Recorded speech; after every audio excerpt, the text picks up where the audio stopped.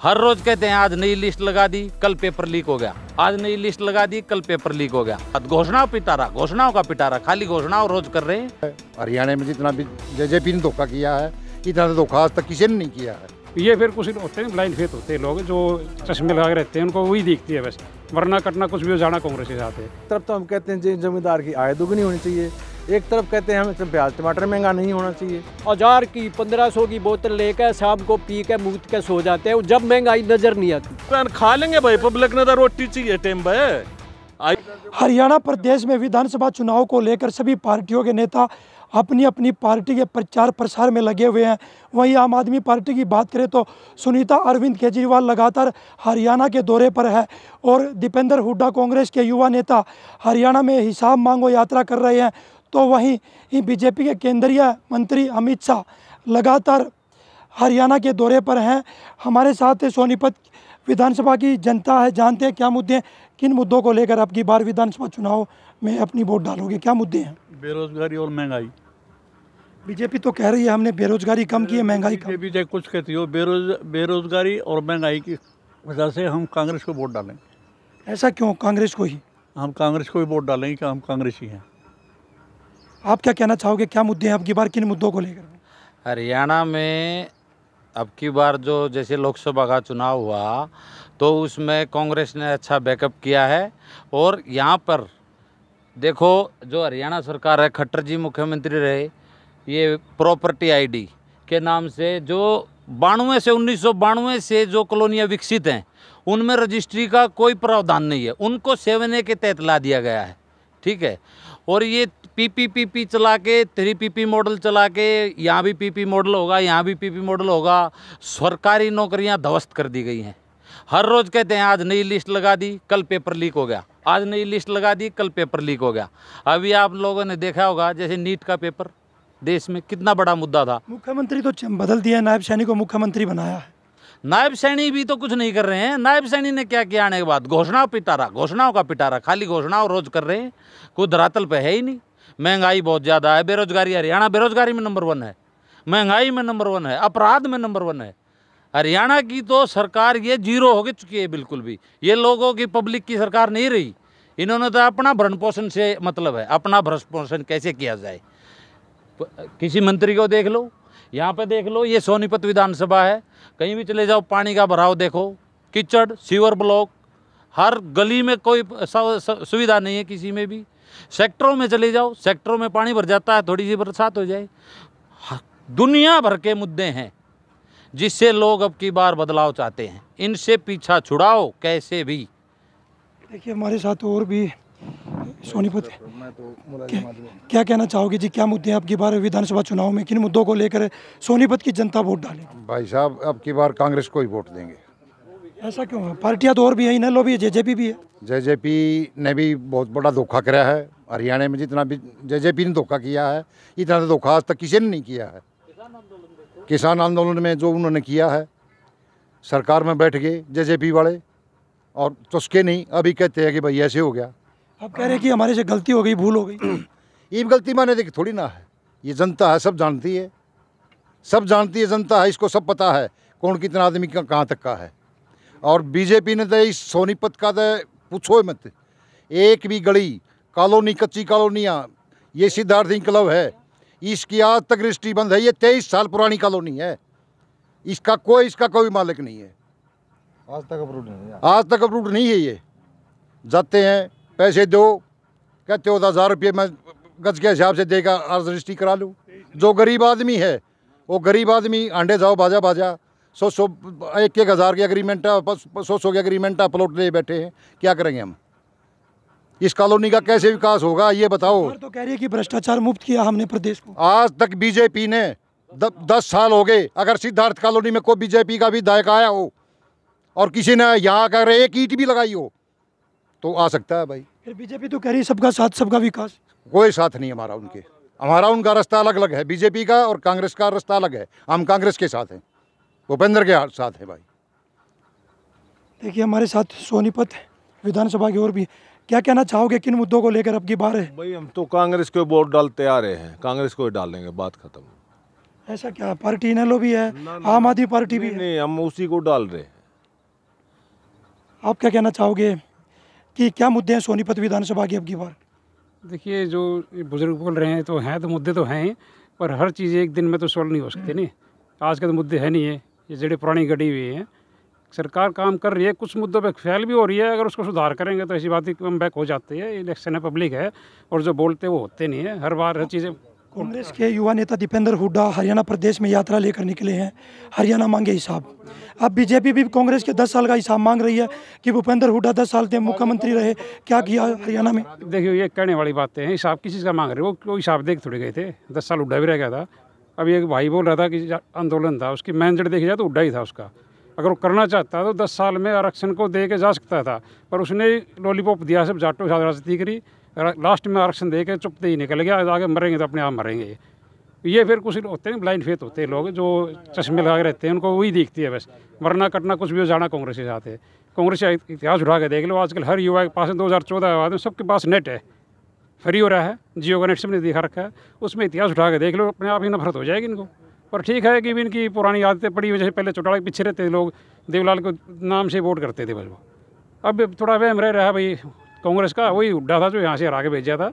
ऐसा कुछ नहीं है, सरकार कम बैक कर सकती है अगर अपनी कमियां दूर कर ले तो। कमियां हर इंसान में। बीजेपी लगातार कह रही है कि तीसरी बार हरियाणा प्रदेश में सरकार बनाएंगे। भाई फुल फ्लैग तो नहीं है, पर हाँ बना लेंगे तो ऊपर सेंटर में बन के तो यहाँ ही बना लेंगे, पर वो डिपेंड करता है इनकी परफॉर्मेंस पे। सैनी साहब क्या करते हैं, चन्नी वाला काम तो नहीं हो जाए जैसे पंजाब में हुआ था कि लास्ट एंड में आके इसको सत्ता दे दी है।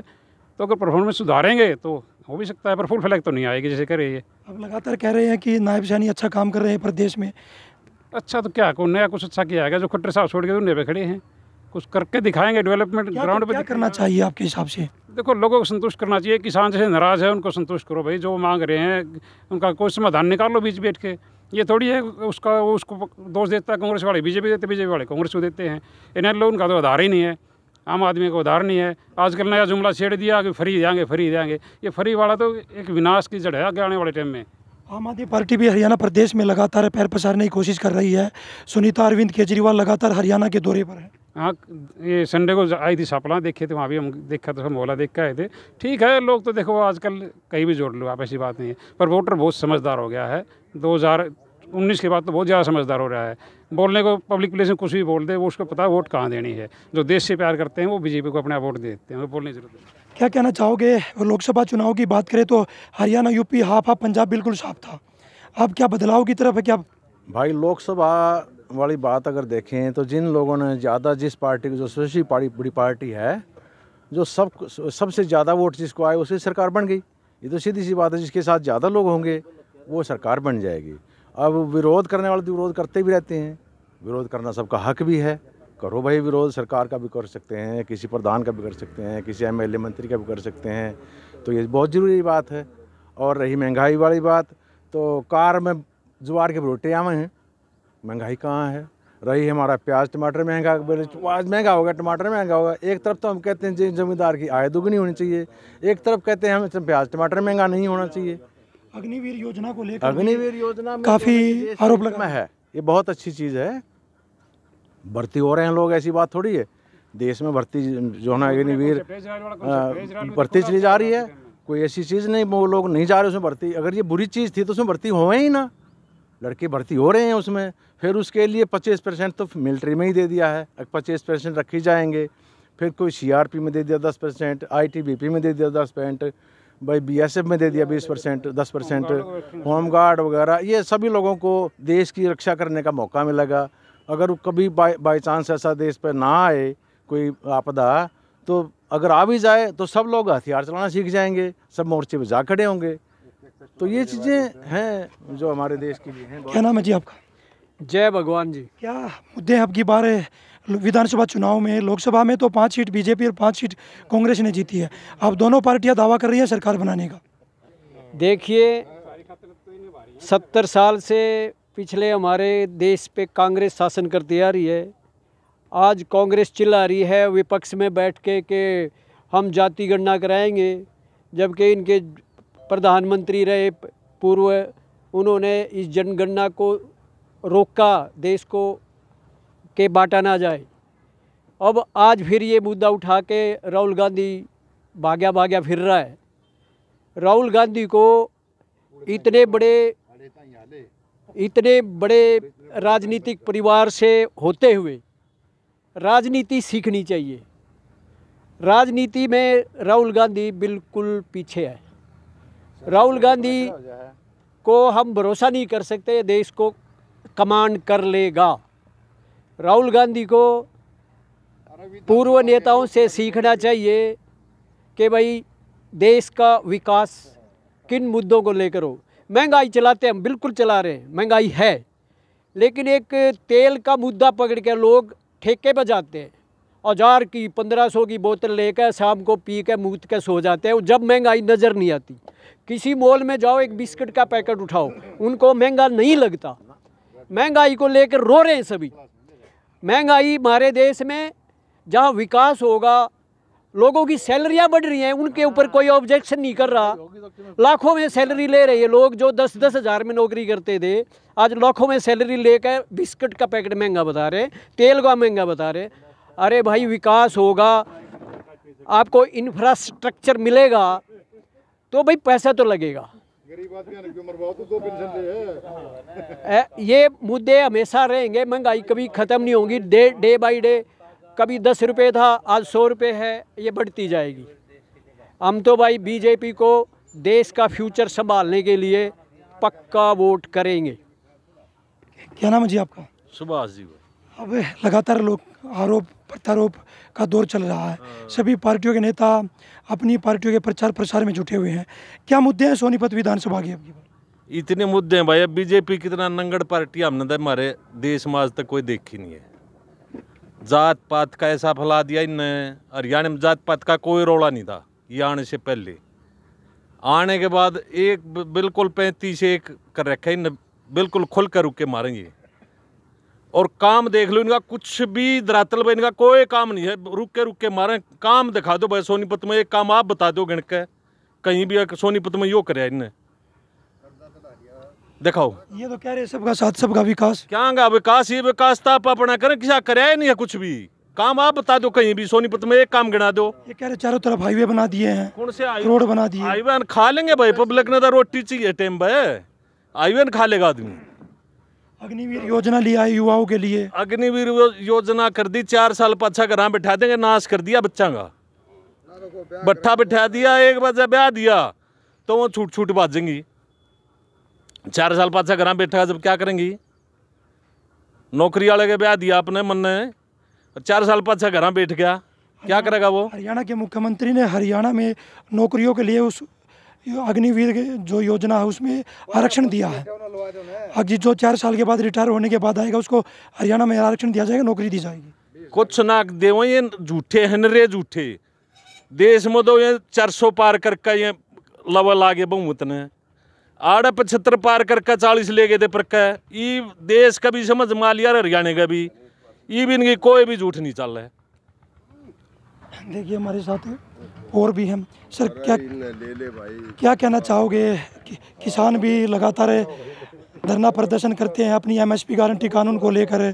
क्या मुद्दे हैं सोनीपत की जनता के? ना किसान के ऊपर ये 700 किसान मर गए, न कोई उनके पास गए, कोई पता करे 700 किसान क्या है? बीजेपी पार्टी किसान विरोधी पार्टी, इससे बड़ी पार्टी तो आई नहीं अब तक। अब की बार क्या मुद्दे हैं विधानसभा में? विधानसभा में के मुद्दे हैं? कांग्रेस आओगी, सीधे मुद्दे ये हैं, बस बात खत्म करे। हमारे साथ और भी एक बुजुर्ग है, था क्या कहना चाहोगे? क्या कहोगे अब की बार क्या मुद्दे, किन मुद्दों को लेकर? ऐसी सरकार देश में आज तक नहीं आई जिसने कर्ज में देश को डुबो दिया। हर स्टेट पर इतना कर्जा बढ़ा दिया। ऐसी सरकार आज तक नहीं आई जिसने देश पर इतना कर्जा बढ़ा दिया। जिसके हमारे बालक फौज पुलिस में भर्ती हुआ करते नॉर्मल नौकरियाँ में, जिसका 2 अन्य बहुत है उन अग्निवीर बढ़िया लागे हैं, और जो देश सेवक हैं उन बढ़िया लागते नहीं। ऐसी सरकार तो ये हम तो चाहूँ, ऐसी सरकार तो देखो ना, तो शिक्षा का बजट बढ़ाते आप इनके बजट देखो। आर्मी हमारी देश की सेवा करे है, उसका बैठा दिया। शिक्षा का तो इन्होंने ऐसी महंगी शिक्षा कर दी, हमारे बालक के जो डॉक्टरी करना चाहो दूसरे देश समझा हैं, यहाँ हम उनको डॉक्टरी नहीं करा सकते। 1 करोड़ का खर्चा बताते हैं, तो बालक कैसे पढ़ लेंगे? तो इन्होंने को मतलब नहीं है इन चीज़ों से। कह रहे हैं कि आधुनिक शिक्षा बना दी हमने तो प्रदेश में। बताओ तो कौन सी बना दी? और मेडिकल की पहले शिक्षा फ्री थी, न बॉन्ड शुरू करा दिए। ये तो शिक्षा का मतलब नहीं, अनपढ़ सरकार है, ये शिक्षा के बारे में जानते ही नहीं क्या है। इन्होंने इतना कर्ज बढ़ा दिया देश पे, जिस पे कर्ज होगा वो क्या गुजारा कर लेगा। ऐसा कर्ज तो किसी ने ये बकवास कराया तो डॉलर इतने पे हो गया, अब 83 तो ऊपर जा रहा है। इन्होंने मतलब पता ही नहीं क्या आर्थिक वो होता विकास हो है। तो कह रहे हैं कि खर्ची पर्ची को बंद किया हमने प्रदेश में, पहले की सरकारों में खर्ची पर्ची, नौकरी ना देंगे, खर्ची पर्ची की नहीं, नौकरी तो देते नहीं, फिर खर्ची पर्ची क्या बचा लगी जब भी ना रोजगार नहीं दिया।